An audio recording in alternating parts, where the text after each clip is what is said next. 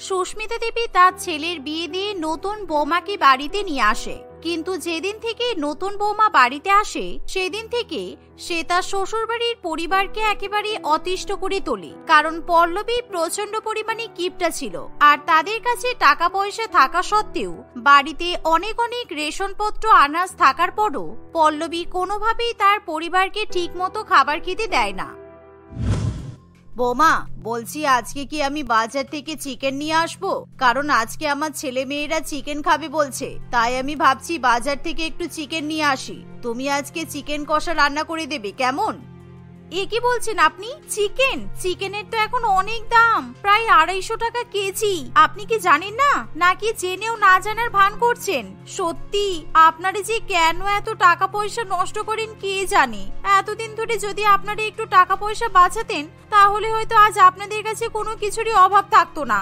আজকে দেখতে পাচ্ছেন তো এই বাড়িটা কত নড়বড়ে হয়ে গেছে। এই বাড়িটাকেও তো মেরামত করতে হবে, তার উপর আমাদের উপরের দোতলাতেও তো ঘর বানাতে হবে। বৌদি, তুমি এসব কি বলছো? আরে বাবা, আমরা দুই ভাই বোন একটু চিকেন কষা খেতে চেয়েছি, আর তোমাকে সেটার জন্য ভবিষ্যতের কথা ভাবতে হচ্ছে। আমাদের কাছে তো কোনো কিছুরই অভাব নেই, কিন্তু তুমি এমন বলছো যেন মনে হচ্ছে আমরা ভীষণই গরিব। আরে বাবা, আমাদের কাছে তো সবকিছুই আছে, তা সত্ত্বেও তুমি এরকম কিপটামি করছো কেন? শোনো, আমি যা করছি তোমাদের ভালোর জন্যই করছি, আমি কোনো কিপটামি করছি না। আর এখন থেকে আমরা যদি ভবিষ্যতের কথা না ভাবি তাহলে তো আমাদের হাত থেকে সব টাকা পয়সা চলে যাবে, আর তোমরা তো সব টাকা পয়সা খাওয়া দাওয়াতেই উড়িয়ে দেবে। তখন আমরা কি করব? আমাদের কাছে আর একটাও টাকা পয়সা থাকবে না। তখন বিপদে আপদে আমাদের পাশে কি দাঁড়াবে বলো তো? ওহ বৌমা, বিপদ আপদের কথা তোমাকে ভাবতে হবে না, আমাদের সবার নামে টাকা ফিক্স করা আছে, তাই তুমি এসব নিয়ে একদম ভাববে না। সামান্য একটু চিকেন নিয়ে আসার কথা বলেছি আর তুমি ভবিষ্যৎ নিয়ে জল্পনা কল্পনা করা শুরু করে দিয়েছো। তুমি যখন ভালো ভালো খাবার রান্না করে খাও তখন তো তোমার ভবিষ্যতের কথা চিন্তা হয় না। আসলে পল্লবী কিপটা ছিল ঠিকই, কিন্তু সে সবসময় ভালো ভালো খাবার খেতে পছন্দ করত। তাই সে যখনই বাইরে থেকে কোনো খাবার কিনে নিয়ে আসতো শুধুমাত্র নিজের জন্য খাবার কিনে নিয়ে আসতো, আর বাকিদের জন্য সে কোনো রকম চিন্তা ভাবনা করতো না। আর সে প্রত্যেকদিন তার পরিবারকে সামান্য ভাত, ডাল এবং সবজির তরকারি খেতে দেয়। এটাই ছিল তাদের প্রতিদিনের খাবার। আর তার পরিবার যখনই মাছ মাংস কেনার কথা বলে পল্লবী এভাবেই তাদের সবাইকে কথা শুনিয়ে দেয়। সেই জন্য বাড়ির কেউ মাছ মাংস কিংবা কোনো ভালো খাবার খেতেই পারে না। এভাবেই দেখতে দেখতে কিছুদিন কাটে, আর একদিন খাবার খেতে বসে নন্দিনী বলে, কি ব্যাপার বৌদি, তুমি আমাকে এত অল্প তরকারি দিয়েছো কেন? এই সামান্য তরকারি দিয়ে আমি কিভাবে এতটা ভাত খাবো? এই দেখো বিনয়, আমি তোমার বোনকে কতটা ভাত তরকারি দিয়েছি, আর তোমার বোন আবার তরকারি চাইছে। নন্দিনী, তুমি কি তরকারি খেতে বসেছো নাকি ভাত খেতে বসেছো? তুমি কম করেই ভাত নিয়েছো, তাই আমি তোমাকে কম করে তরকারি দিয়েছি। নাও, এই দিয়ে চুপচাপ খেয়ে উঠে পড়ো। নন্দিনী, তুমি আমার বোনের সঙ্গে একটু ভালো ব্যবহার তো করতে পারো, তুমি কথাটা একটু ভালো করেও তো বলতে পারতে। শুধু শুধু নন্দিনীর মন খারাপ করাটা তো উচিত হয়নি তোমার। আর তাছাড়া আমার বোন একটু তরকারি বেশি পছন্দ করে, তাই তুমি ওকে আমার ভাগের তরকারিটা দিয়ে দাও, আমি না হয় শুকনো রুটি খেয়ে নেবো, আমার কোনো অসুবিধা নেই। আরে বাবারে বাবা, বোনের জন্য দরদ একেবারে উতলে উঠছে। কই, আমার বেলায় তো তুমি একবারও এরকম করে বলো না। সব সময় তো তোমরা নিজেদের দিকটাই দেখো। যখনই নিজের বোনের কথা এসেছে তুমি তোমার বোনকে তরকারি দিয়ে দিতে বলছো। মোটেও না, আমি কোনোভাবেই নন্দিনীকে আর এক্সট্রা তরকারি দিতে পারবো না, তাহলে তোমার নিজের ভাগে তরকারি কম পড়ে যাবে। আচ্ছা বৌমা, তরকারি যখন কম পড়ে যাবে তাহলে তুমি এত কম করে তরকারি কেন রান্না করেছো? তুমি তো একটু বেশি করেই তরকারি রান্না করতে পারতে, কারণ তুমি তো জানো তোমার ননদ একটু বেশি তরকারি খেতে পছন্দ করে, আর ও সবসময় তরকারি বেশি খায়, ভাত কম খায়। কি, আমি আমার ননদের জন্য মানে নন্দিনীর জন্য বেশি করে তরকারি রান্না করব? আপনি কি জানেন শাকসবজির এখন কেমন দাম? এখন শাকসবজির আকাশ ছোঁয়া দাম হয়ে গেছে, তাই এখন বেশি করে শাকসবজি কিনতে গেলে অনেক টাকার দরকার। আর আমি চাই না শাকসবজির পেছনে এত টাকা খরচা হয়ে যাক। সেই জন্য আমি যতটা পরিমাণ সবজি দরকার ততটুকুই কিনে নিয়ে আসি। আর শুধু শুধু বেশি তরকারি রান্না করলে সেই তো পড়েই থাকবে। শুধু শুধু খাবার নষ্ট করার তো কোনো মানেই হয় না। নন্দিনী মা, তোমরা পল্লবীকে কোনোভাবেই বোঝাতে পারবে না? ওর কথাবার্তা শুনে মনে হচ্ছে তো আমাদেরকে কখনোই বুঝবে না, আর আমাদেরকে পেট ভরে কখনোই খেতেও দেবে না। তোমরা যা পেয়েছো সেটা দিয়ে খেয়ে নাও, আর ওকে কোনো কিছু বলার দরকার নেই। আর আমারও কাজ আছে, আমার দেরি হয়ে যাচ্ছে, আমিও খেয়ে বেরিয়ে যাচ্ছি, তোমরাও খেয়ে নাও।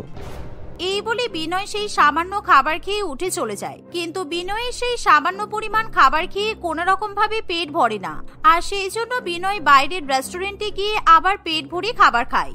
আর অন্যদিকে বিনয়ের মতো তার মা এবং বোনেরও কখনো পেট ভরে না, তাই সবসময় তাদেরকে আধপেটা খাবার খেয়েই থাকতে হয়। মা, আমার খুব খিদে পাচ্ছে, এখন কি খাবো বলো তো? দুপুর বেলাতেও তো বৌদি একদম সামান্য খাবার খেতে দিল। বৌদি কেন আমাদের উপর এরকম অত্যাচার করছে বলো তো? এরকম জ্বালাতন ভালো লাগে না। আমি তো ভেবেছিলাম বৌদি অনেক ভালো হবে, আমাদের সবাইকে খুব ভালোবাসবে, আমাদের কেয়ার করবে, কিন্তু বৌদি বাড়িতে আসার পর আমাদেরকে জ্বালাতন করছে। আমিও তো ভেবেছিলাম যে আমার বৌমা খুবই সংস্কারী হবে, খুবই গুণবতী হবে, আর আমি শাশুড়ি মা হিসেবে বৌমার কাছ থেকে খুবই সেবা যত্ন পাবো। এমনকি ভেবেছিলাম আমার বৌমা আমাকে মুখে তুলে খাবার খাইয়ে দেবে, কিন্তু এখন বুঝতে পারছি মুখে তুলে খাবার খাইয়ে দেওয়া তো দূরের কথা, আমি নিজের হাতেও ঠিকভাবে পেট ভরে খাবার খেতে পারছি না।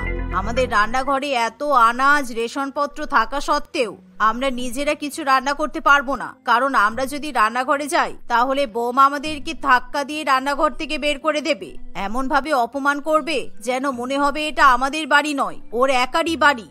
কিন্তু মা, এখন আমার খুব খিদে পাচ্ছে, আমি ঠিকভাবে পেট ভরে ভাত খেতে পারলাম না। সামান্য একটু তরকারি আর এক মুঠো ভাত খেয়ে কি পেট ভরে বলো? তুমি চলো না মা আমার সঙ্গে, আমি আর তুমি একটু ম্যাগি, পাস্তা কিংবা স্যান্ডউইচ বানিয়ে নিয়ে আসি, কারণ রাত্রিবেলার খাবার খেতে তো অনেক দেরি হয়ে যায়, আর সন্ধ্যাবেলার টিফিনে বৌদি তো কিছু খেতেই দেয় না, তাই এখন আমরা একটু ম্যাগি পাস্তা বানিয়ে খেয়ে নিই, চলো। এই বলে নন্দিনী তার মাকে রান্নাঘরে নিয়ে যায়, আর সেখানে গিয়ে নন্দিনী তার মায়ের সঙ্গে ম্যাগি, পাস্তা এবং স্যান্ডউইচ রান্না করতে শুরু করে। কিন্তু এমন সময় রান্নাঘরে বাসনপত্রের আওয়াজ পেয়ে পল্লবী তাড়াতাড়ি করে সেখানে ছুটে আসে। এ কি, তোমরা এসব কি করছো? আচ্ছা, আমি বুঝতে পেরেছি, নিশ্চয়ই তোমরা এখানে রান্না বান্না করার জন্য এসেছো, তাই না? তোমরা কি ভেবেছো এখন থেকে তোমরা সবাইকে রান্না করে খাওয়াবে?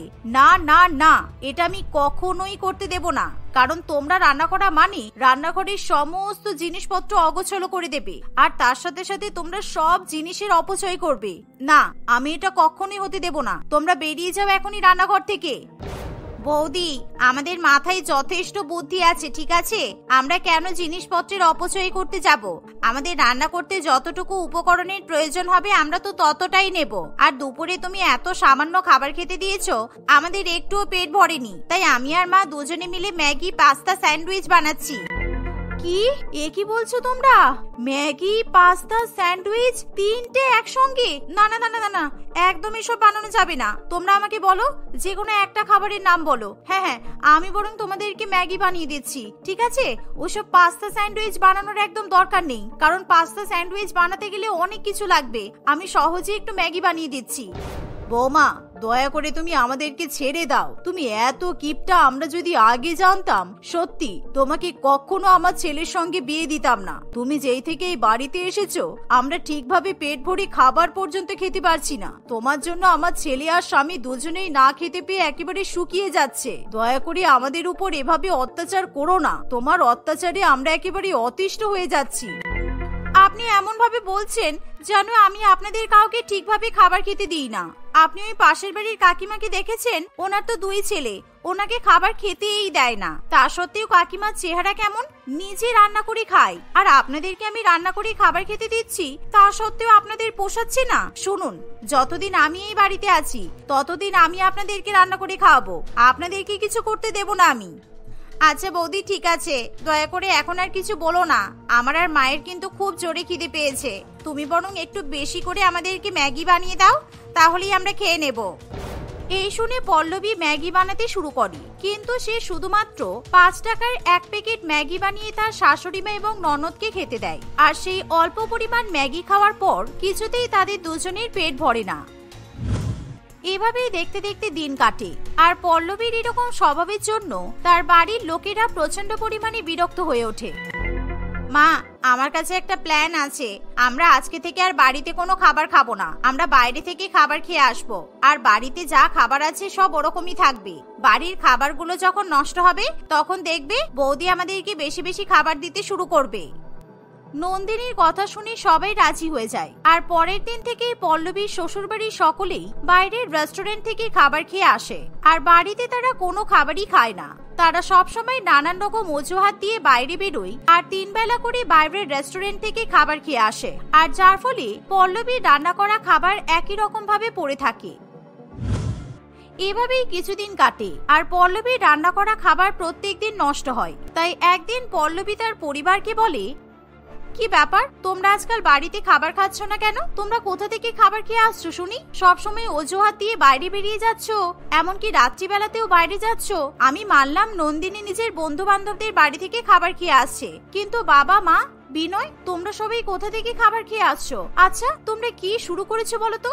আমি যে প্রত্যেকদিন বাড়িতে খাবার রান্না করছি তোমরা সেগুলো খাচ্ছ না, সেই জন্য প্রত্যেকদিন কত কত খাবার নষ্ট হচ্ছে বলো তো।